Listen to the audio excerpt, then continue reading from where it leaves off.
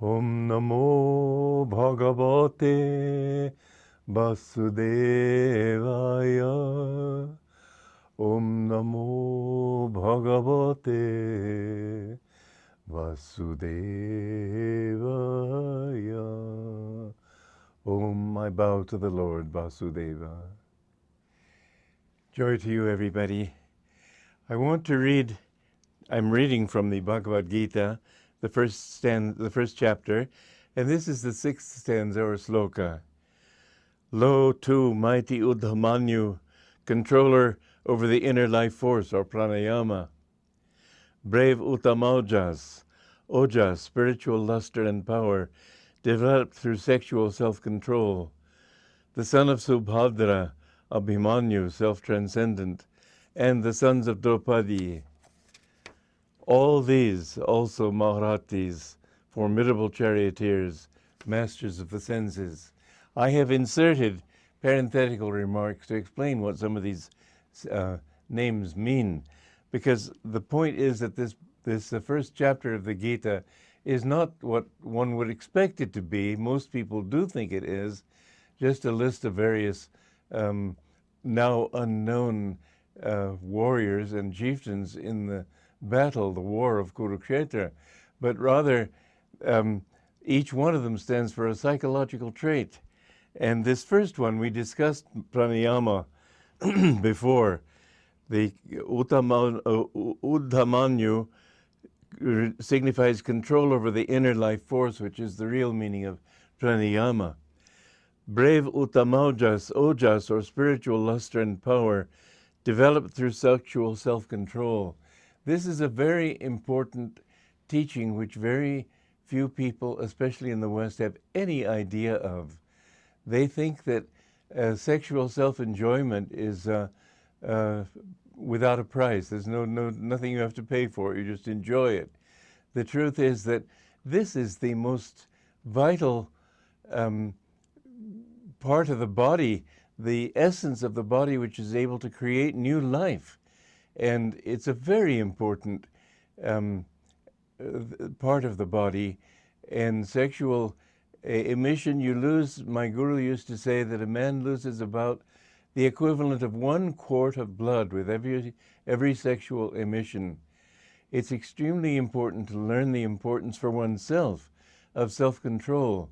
Those who do not follow self-control, and most people don't even know that it's an ideal, you see them at the age of 40 already washed out. The master called them sex washouts. It's difficult for women also, although they don't lose the fluid, they lose a lot of energy. And people who indulge in sex randomly and excessively become very much old before their time. It's important for mental clarity. It's important for health of body and mind. And you can remain young for many years if you have control over your sexual impulse. I have thought that it would be a wonderful thing, just as the American Indians have a sort of ritual when young boys achieve manhood, a rite of passage, so to speak. And so they speak, I should say. And that when young children reach puberty, they should be taught the importance of this life force, the importance for their own growth. They are, because they think of it as just fun, they waste their lives away. So in this ceremony, I would really suggest, it's something I've been wanting for years to recommend to our community, but we haven't gotten going with it yet, that we have a rite of passage for young children as they achieve adulthood, with some older people there to teach them the principles, have a ceremony that they will remember all their lives.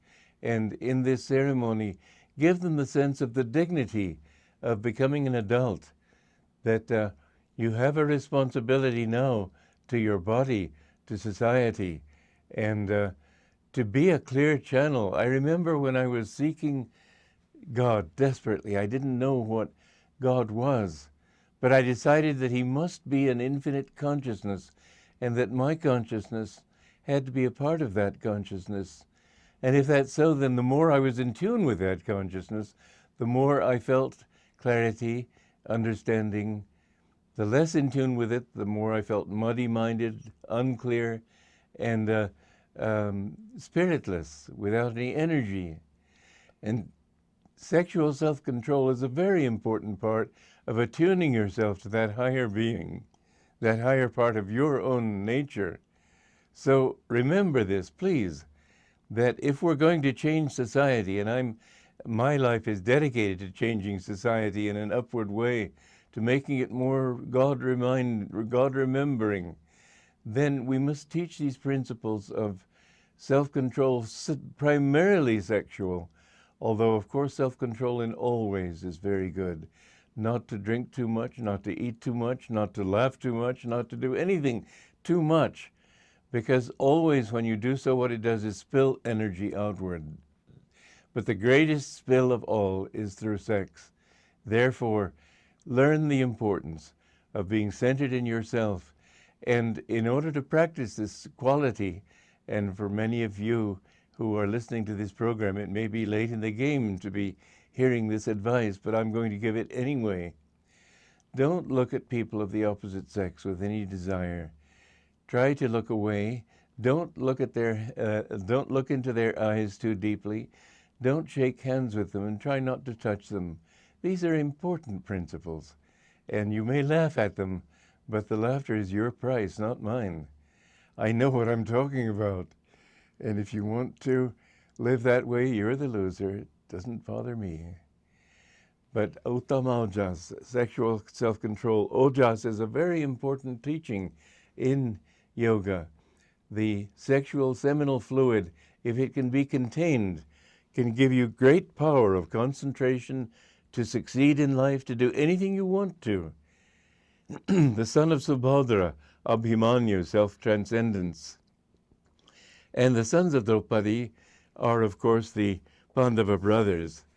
Draupadi, as I said before, is the Kundalini power at the base of the spine.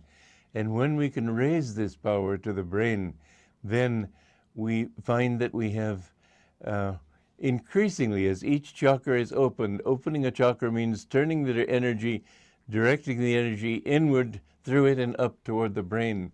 You develop enormous power. Yogananda used to say that there is enough energy in 1 gram of flesh to keep the city of Chicago going with electricity for 1 week. Now, that's something. When you think of how little a gram of flesh is, you've got enormous power within you, but you waste it. If you can learn to turn this power inward, you will see that your potential for accomplishment in this world is on the level of genius. Remember these words. Joy to you.